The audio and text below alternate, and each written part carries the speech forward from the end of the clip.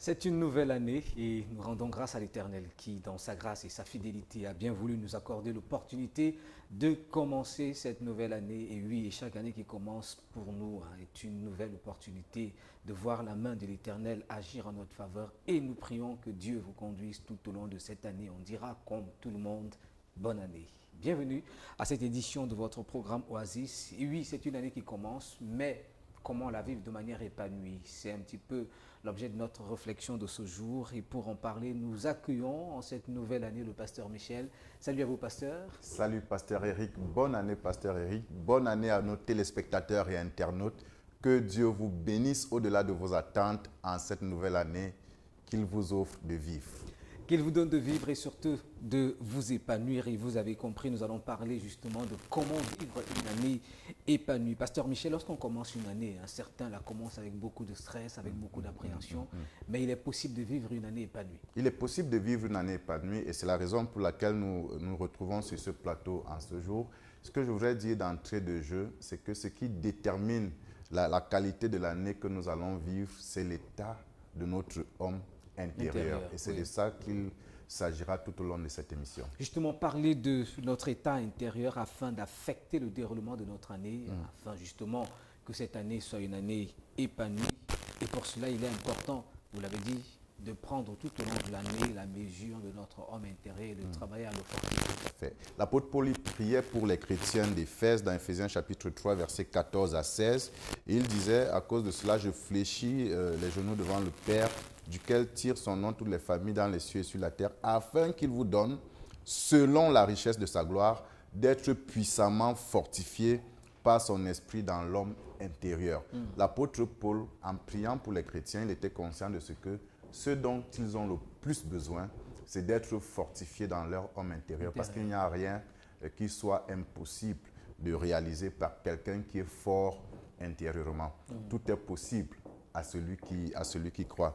Et lorsqu'on considère aussi l'épître de Jean à Gaius, il dit dans cette épître, je souhaite que tu prospères à tous égards, comme prospère l'état de ton âme. Ça, c'est dans 3 Jean chapitre 1, verset 2. Ce qui est intéressant, c'est que l'apôtre Paul établit l'état de l'âme comme étant la jauge qui permet de savoir quel serait l'état du reste de l'être. Donc nous devons prospérer comme prospère l'état de nos âmes, et nous ne saurions prospérer au-delà de l'état de nos âmes. Donc l'état de nos pensées, de nos émotions, l'état de nos centres de décision détermine aussi quelles seront nos expériences. Quelles seront nos expériences, ce qui implique, pasteur Michel, qu'on ne saurait prétendre justement vivre une année prospère ou alors une année épanouie si déjà de l'intérieur on n'est pas épanoui. C'est très important d'être épanoui de l'intérieur si on veut expérimenter l'épanouissement tout au long de cette année. Et je voudrais partager avec vous, dans le cadre de cette émission, un certain nombre de clés qui permettent de vivre l'épanouissement intérieur de manière à aussi être épanoui dans notre expérience. La première chose qui, vous l'avez dit, qui affecte souvent l'épanouissement intérieur des personnes qui sont au début de leur année, c'est comment est-ce qu'ils ont achevé l'année précédente. J'ai coutume de dire que le passage d'une année à une autre est comme une course de relais. Quand on observe la course de relais, celui qui est sur le point de remettre le bâton au prochain, il doit venir avec une certaine impulsion, avec une certaine vitesse. Et en général, celui qui récupère le témoin ne l'attend pas sur place. Lui aussi, il amorce une certaine course pour donner de la vitesse au départ. Donc, quand on termine l'année dans un état de lassitude, dans un état de découragement, dans un état d'abattement, c'est déjà un mauvais départ pour l'année suivante. Donc, une chose importante qui détermine l'état de notre homme intérieur, c'est comment est-ce que nous avons terminé l'année précédente. Et ce que je recommande à nos téléspectateurs en ce qui concerne la gestion de l'année précédente, c'est de rendre grâce pour les bienfaits de Dieu, parce qu'il y en a. Vous savez, pasteur Eric, un des pièges de l'ennemi, c'est souvent d'amplifier les problèmes, d'amplifier les difficultés que nous rencontrons au courant des années que nous vivons, au point que les bienfaits de Dieu deviennent minimes par rapport et aux invisibles. défis. Parce que les défis, comme vous le dites, ont été nombreux et amplifiés à nos yeux par le diable. C'est comme ça que les fils d'Anak étaient amplifiés aux yeux des enfants d'Israël. Se voyaient comme des sauterelles. Oui. Ils avaient perdu de vue le Dieu qui les avait envoyés et la promesse que Dieu leur avait faite. David dit dans le psaume 103, versets 1 à 2, « Mon âme bénit l'Éternel, que tout ce qui est en moi bénisse son saint nom. Mon âme bénit l'Éternel et n'oublie aucun de ses bienfaits. » Donc, la première chose que je voudrais recommander en ce début d'année à nos téléspectateurs et internautes, c'est de n'oublier aucun des bienfaits de l'Éternel qu'ils ont expérimentés au courant de l'année précédente. Il faut le bénir pour ces bienfaits-là. Il faut même aller les chercher parce qu'à la suite de ce psaume, l'apôtre David cite les bienfaits. C'est lui qui pardonne toutes mes iniquités, c'est lui qui guérit toutes mes maladies, c'est lui qui a tiré ma vie de la fosse, et ainsi de suite. Et au courant de l'année précédente, il y a bien eu des erreurs, des péchés que vous avez commis et que le Seigneur a pardonné.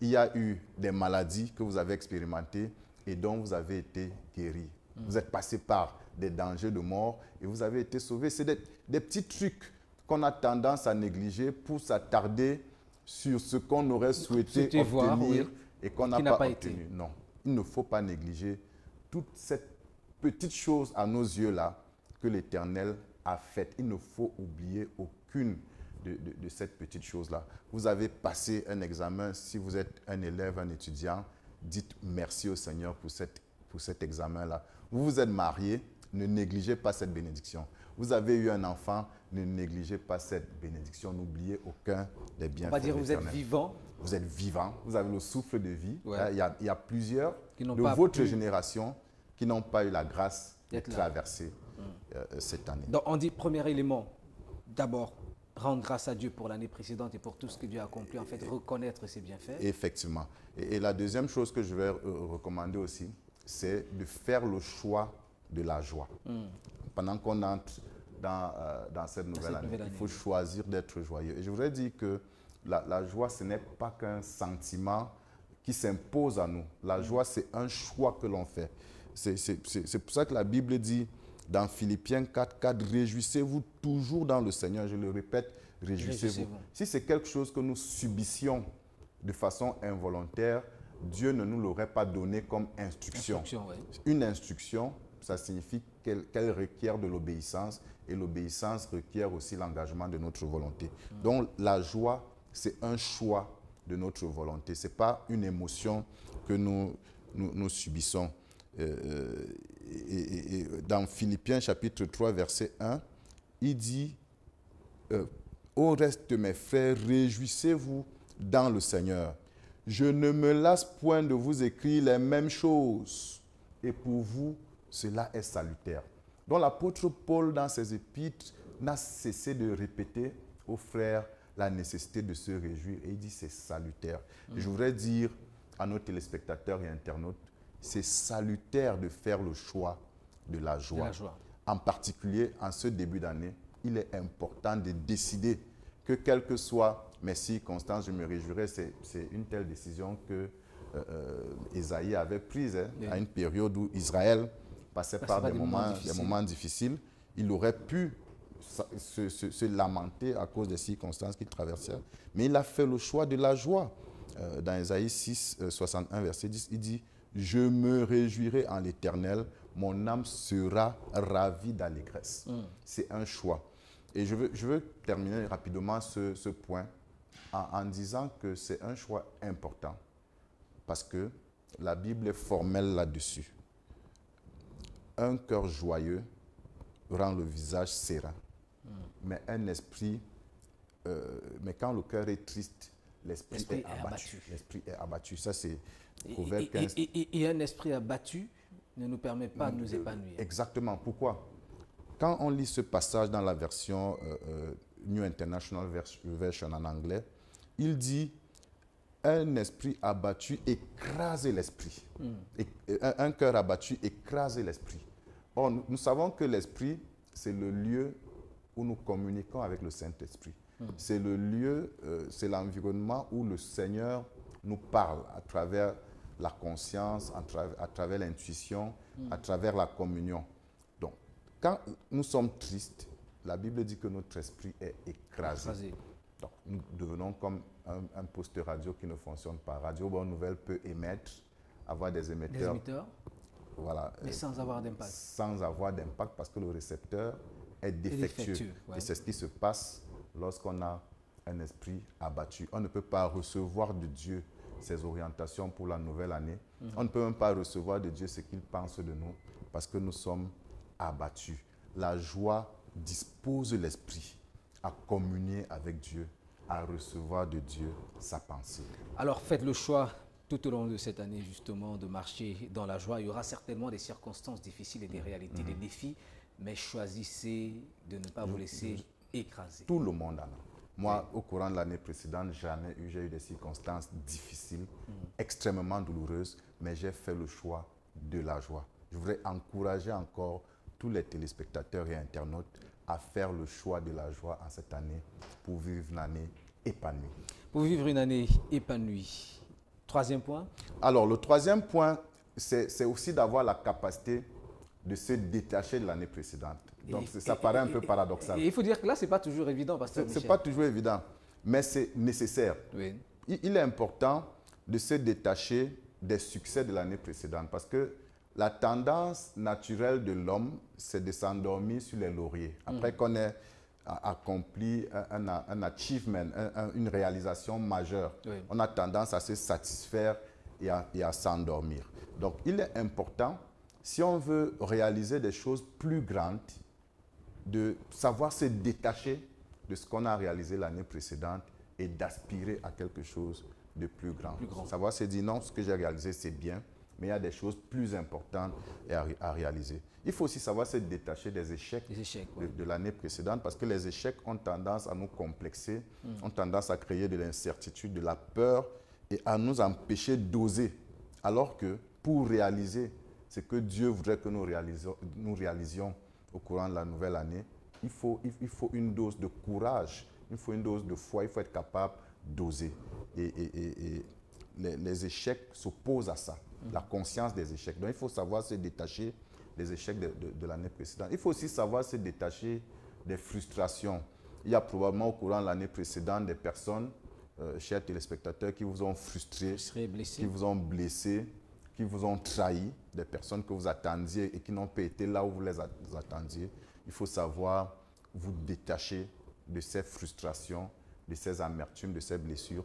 En fait, ces personnes-là, il faut les considérer comme des instruments entre les mains de Dieu pour forger votre caractère. Parce que ce par quoi vous êtes passé a forcément produit soit l'humilité, soit la patience. Bref, ça vous a aidé à grandir dans la ressemblance à Christ. Donc, il ne faut pas en vouloir à ces personnes et entrer dans la nouvelle année avec une amertume, avec une rancune quelconque. Il faut se détacher de ce type de sentiments-là pour être libre de s'envoler aux hauteurs auxquelles on est destiné. Et bien sûr, vivre l'épanouissement. Premier élément, rendre grâce à Dieu pour l'année précédente. Deuxième élément, faire le choix de la joie. Troisième élément, bien sûr, se dissocier, on dira, se détacher de l'année précédente, de ses joies, mais aussi et surtout de ses échecs et de ses difficultés. On va prendre ça, c'est important.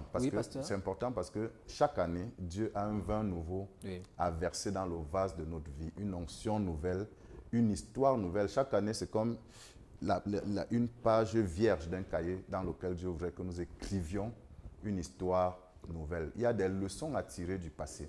Mais comme j'ai coutume de dire, dans un véhicule, les rétroviseurs sont beaucoup plus petits que le pare-brise.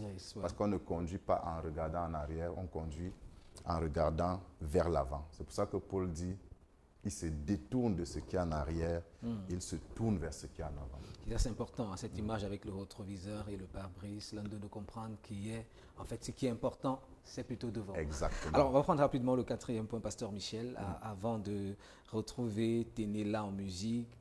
Quatrième élément.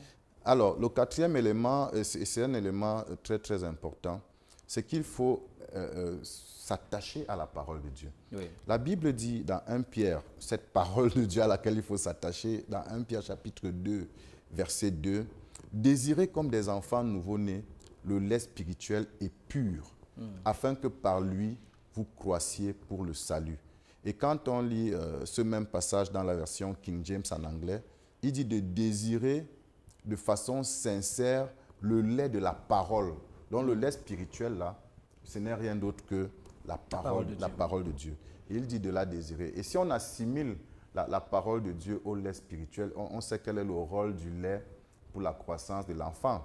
On sait combien le lait met à la disposition de l'enfant les minéraux et les vitamines dont il a besoin pour la croissance, la vitamine D, le calcium qui est nécessaire pour les sels minéraux nécessaires pour le développement des os, pour le développement de l'immunité.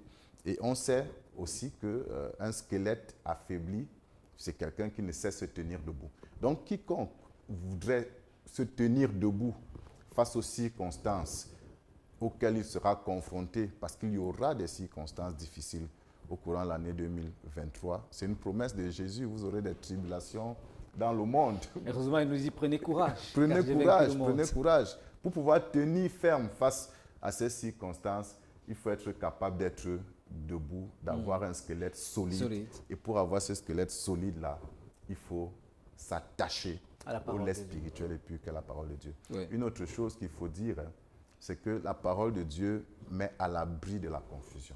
Le psalmiste David, il disait dans le psaume 119, verset 105, « Ta parole est une lampe à mes pieds, une lumière sur mon sentier. » Le chrétien qui est attaché à la parole de Dieu est à l'abri de la confusion. Dans ses prises de décision, il trouve dans la parole de Dieu l'orientation, les réponses. Il trouve dans la parole de Dieu les promesses. Et même les projets que Dieu a pour lui sont déjà contenus dans la parole de Dieu. Il les recevra par une révélation du Saint-Esprit. Et je voudrais que vous sachiez que la révélation donne l'autorisation pour accéder à l'expérience de ce qui est contenu dans la parole de Dieu. Donc, je voudrais exhorter, pour terminer ce point, chaque chrétien à s'engager dans cette nouvelle année avec la détermination de lire sa Bible en entier au moins une fois. Parce que plusieurs chrétiens, pour plusieurs, leur lecture biblique, c'est le verset que le pasteur a cité sur YouTube. Ou bien à l'église. Bien le pain quotidien. Ou bien le pain quotidien, et ainsi de suite. Alors que chacun d'entre nous est tenu d'avoir une discipline qui l'amène à lire systématiquement. Et j'insiste sur systématiquement. Vous connaissez l'histoire de quelqu'un qui lisait la Bible au hasard. Je vous l'ai raconté déjà une fois. Oui. Le premier jour, il a ouvert et puis il est tombé sur le verset qui dit « Judas alla se pendre ». Et le deuxième jour, il a ouvert, il a lu « Va et fait de même ». Et le troisième jour, il a ouvert et il a lu « Ce que tu fais, fais-le promptement ». Donc, il a compris que Dieu lui dit d'aller se pendre promptement. C'est qu'il n'a rien à voir. C'est ce qui arrive quand on lit la Bible de façon désordonnée. Donc, il faut lire la Bible de façon systématique, un livre après un autre, un chapitre après un autre, pour avoir l'image globale et ne pas sortir des versets bibliques de leur contexte pour en faire des doctrines. Prendre le temps de méditer la parole de Dieu afin de se nourrir et surtout être rempli de force tout au long de cette année, c'est un élément indispensable et très important. Et surtout, ne le faites pas de manière désordonnée, lisez systématiquement votre Bible. Ne soyez pas de ceux qui estiment que, bon voilà, je lis la Bible juste pour quelques éléments importants et après, ce n'est pas utile. Non, lisez toute votre Bible. Cela vous donnera toute la révélation de Dieu pour être suffisamment fort tout au long de cette année. On revient à vous tout à l'heure, Pasteur Michel, pour poursuivre avec ces différents points qui nous permettront justement d'être épanouis tout au long de cette année. On va retrouver en musique Ténéla dans ce titre « Je te bénirai », une occasion pour nous justement de bénir l'Éternel pour cette nouvelle année et davantage le louer et le glorifier car il a permis que nous soyons là. On retrouve Ténéla et juste après, nous reviendrons avec le Pasteur Michel.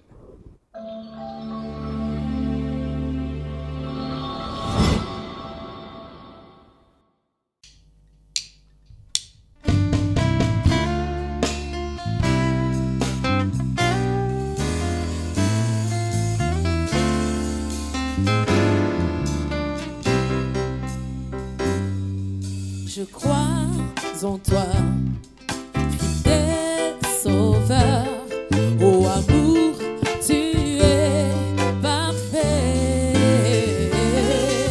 Tu me réponds avant que j'appelle, tu es ma force, mon espoir, mon chant, et je chante de joie, reconnaissante, tes plans subsistent à jamais, continuellement, ta louange jaillit de mon cœur, je te bénirai, Seigneur,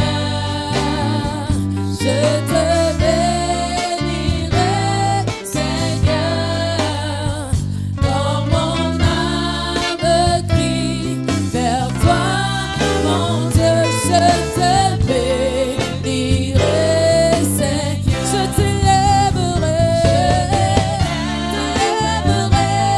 Seigneur, je t'élèverai, Seigneur, quand mon âme crie vers toi, mon Dieu, je t'élèverai, Seigneur, je crois en toi, je crois en toi, fidèle sauveur, oh amour, tu es parfait, oh tu me réponds avant que j'appelle, tu es ma force, mon espoir et mon chant, et je chante joyeux, reconnaissante, tes plans subsistent à jamais, continuellement, ta louange jaillit de mon cœur, jaillit de mon cœur, je te bénirai, je t'élèverai, je te magnifierai, comme mon âme crie vers toi, alléluia, mon Dieu, je te bénirai, Seigneur, I will bless you, Lord, I will bless you, Lord, how my soul cries out for you, my God, I will bless you, I will bless you, Lord, I will bless you, Lord, I will bless you, Lord, how my soul cries out for you, I will bless you, Lord, I will bless you, Lord, I will bless you, Lord, bless you, I will sing for you, I will serve you, I will worship you, I worship, my soul cries out for you, my God, I will bless you, Lord.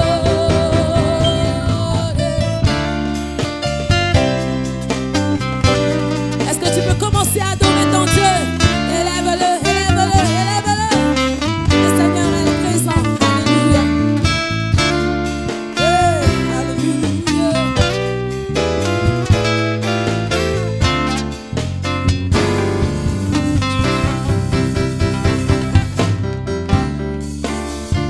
I trust in you. I seek for you. Oh, I worship you. How my soul cries out for you, my God, I will bless you. How my soul cries out, how my soul cries out for you, my God, I will bless you. How my soul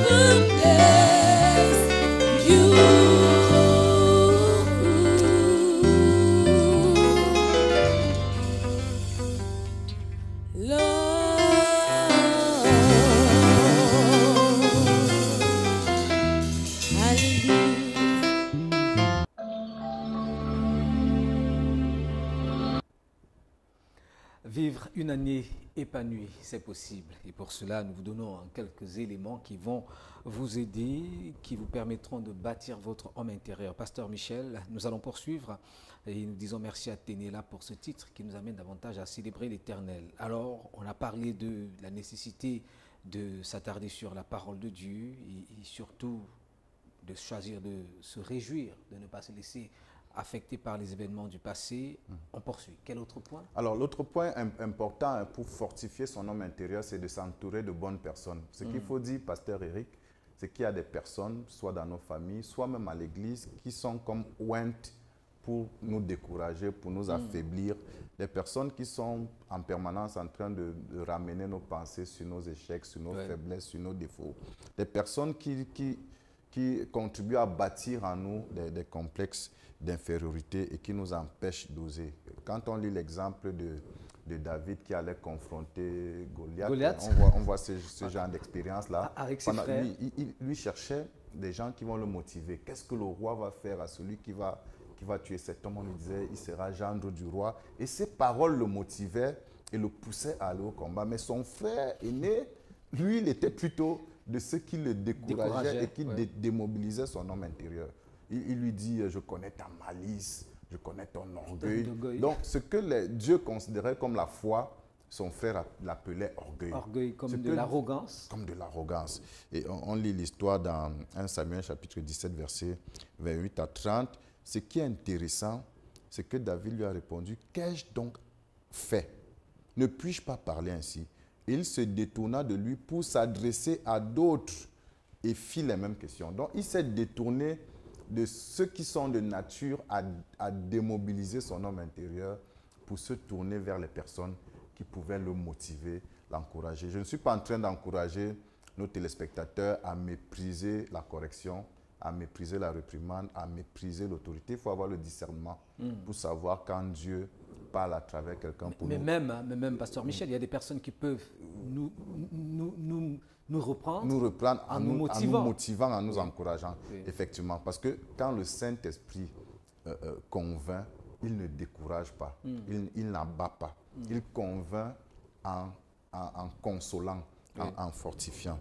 Donc, on doit vraiment, au début de cette année, avoir des objectifs en termes de relations à bâtir. Il y a des personnes qui vivent la vie chrétienne de façon solitaire. De telles personnes ne peuvent pas accomplir le but pour lequel Dieu les a créés et ce que Dieu attend d'eux en cette année. C'est déterminant. C'est important de s'entourer de bonnes personnes. Exactement. Et surtout choisir ceux-là qui vont nous aider à avancer, ceux qui vont nous aider à bâtir, car chaque année que Dieu nous donne constitue également une opportunité d'accomplir des exploits avec lui. Exactement. Il y a des personnes qui ont déjà accompli de tels exploits qui peuvent nous tenir par la main et nous conduire sur le chemin de l'accomplissement de ces exploits. Alors, on va peut-être terminer avec cet autre point, Pasteur Michel. Alors, l'autre point important pour fortifier son homme intérieur, c'est de bâtir une relation avec le Saint-Esprit, parce que le Saint-Esprit habite dans l'esprit de l'homme et c'est le Saint-Esprit qui a le mandat de fortifier l'homme intérieur. Et pour bâtir cette relation avec le Saint-Esprit, chers téléspectateurs, avec la permission du pasteur Eric, si vous êtes chrétien, il est important que vous reconnaissiez le Saint-Esprit comme une personne. Le Saint-Esprit n'est pas juste une manifestation. Oui. Le Saint-Esprit n'est pas juste une force. Le Saint-Esprit est une personne qui parle, une personne qui a des sentiments. La Bible dit n'attristez pas le Saint-Esprit. Le Saint-Esprit est une personne qui a une volonté et qui agit. On voit dans le cas de Philippe, la Bible dit l'Esprit dit à Philippe. Donc le Saint-Esprit avait une volonté qu'il communiquait à Philippe. Donc il faut considérer le Saint-Esprit comme une personne. Il faut aussi reconnaître sa présence permanente en nous. Quand Jésus annonçait la venue du Saint-Esprit à ses disciples, il a dit, il demeurera éternellement avec vous. Le Saint-Esprit ne vient pas quand tout va bien pour partir quand tout va mal. Le Saint-Esprit est avec nous dans toutes nos circonstances. Et pour bâtir une relation avec lui, il faut en être conscient de manière à lui faire part de tout ce par quoi nous passons, de nos challenges, de nos sentiments, de nos inquiétudes. Ce qui implique dialoguer avec lui. Il faut dialoguer avec le Saint-Esprit. Une chose aussi, il est important de prier en langue. Ouais. La Bible dit que celui qui prie en langue s'édifie lui-même. Il se fortifie intérieurement et il se rend suffisamment solide pour tenir ferme face à la tentation, pour tenir ferme face aux épreuves et aux circonstances difficiles. Maintenant, ceux qui ne connaissent pas Jésus et qui ne l'ont pas reçu comme leur Seigneur et Sauveur personnel ne peuvent pas avoir cette relation avec le Saint-Esprit. Parce que recevoir Jésus dans son cœur, c'est le point de départ d'une telle relation avec le Saint-Esprit. Quand tu te repens de tes péchés et tu reconnais Jésus-Christ comme ayant été mandaté par Dieu pour ton pardon et pour ta délivrance, quand tu l'acceptes comme ton Seigneur et Sauveur personnel, la Bible dit que tu reçois en toi le Saint-Esprit comme un sceau qui garantit l'accomplissement des promesses de Dieu dans ta vie. La Bible dit, si nous n'avons pas l'Esprit de Dieu, nous ne lui appartenons pas. Donc si tu as reçu Jésus, tu recevras aussi le Saint-Esprit. Donc le point de départ d'une relation avec le Saint-Esprit, pour ceux qui ne connaissent pas Jésus, c'est la repentance. C'est de recevoir Jésus-Christ dans leur cœur comme leur Seigneur et Sauveur personnel. Alors là, ils pourront bâtir une relation avec le Saint-Esprit. Alors, Pasteur Michel, c'est une nouvelle année, c'est l'opportunité certainement pour quelqu'un qui nous regarde à l'instant et qui certainement se pose des questions par rapport à comment amorcer cette année. C'est l'opportunité pour lui de commencer l'année avec le Seigneur. Et le premier pas, c'est bien sûr la nouvelle naissance. Exactement. N'entre pas dans cette année sans Jésus. Moïse avait dit, quand Dieu lui disait de poursuivre son chemin avec les enfants d'Israël, il lui a dit, si ta présence ne part pas avec nous, nous ne voulons pas partir d'ici. Chers téléspectateurs, chers internautes, je veux que ce soit le cri de ton cœur.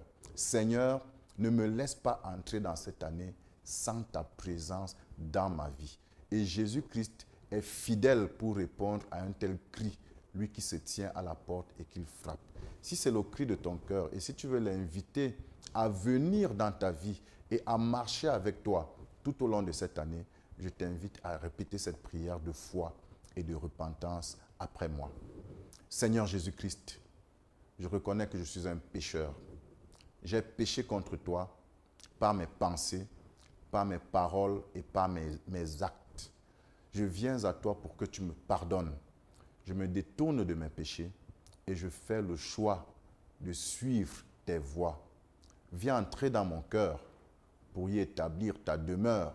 Je t'accepte comme mon Seigneur et comme mon Sauveur. Inscris mon nom dans le livre de vie et fais de moi un enfant de Dieu.